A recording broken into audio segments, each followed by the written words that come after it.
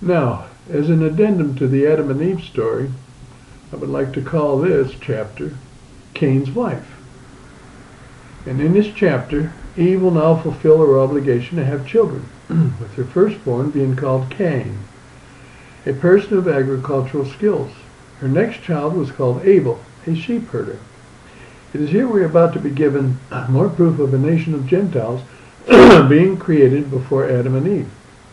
The story begins with Abel offering the best out of his stock as a sacrifice to God, whereas Cain's grain offerings were not of his best. And so it begins with Genesis in chapter 4, verse 5. But to Cain and his offerings he had no respect, and Cain was exceedingly angry, and his countenance fell.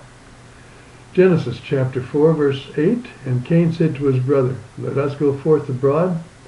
And when they were in the field, Cain rose up against his brother Abel and slew him. God knew the instant Abel's blood was shed, and will now condemn Cain. Now in Genesis 4, chapter 10, verses 10, And he said to him, What hast thou done? The voice of thy brother's blood crieth to me from the earth. Now therefore, cursed shalt thou be upon the earth, which hath opened her mouth, and received the blood of thy brother as thy hand. Now in Genesis chapter 4, verse 12, Now when thou till it, it shall not yield to thee its fruit.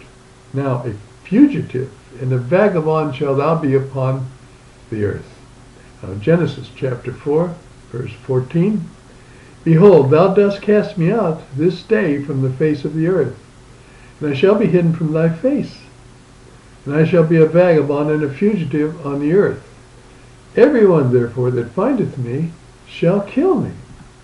Now in Genesis 4, verse 15, And the Lord said to him, No, it shall not be so, but whosoever shall kill Cain shall be punished sevenfold. And the Lord set a mark upon Cain, that whosoever found him should not kill him. Now, Genesis 4, verse 16, And Cain went out from the face of the Lord, and dwelt as a fugitive on the earth, at the east side of Eden. Now, biographers eventually established Cain to have eventually taken a sister to wife. But that's erroneous. Here we can now give serious consideration as to how this would be impossible to marry a sister with a mark of a killer. Any and all of his blood relatives would have rejected him as the Lord commanded. Scripture is very specific when he knew a nameless wife and not a sister to conceive his child.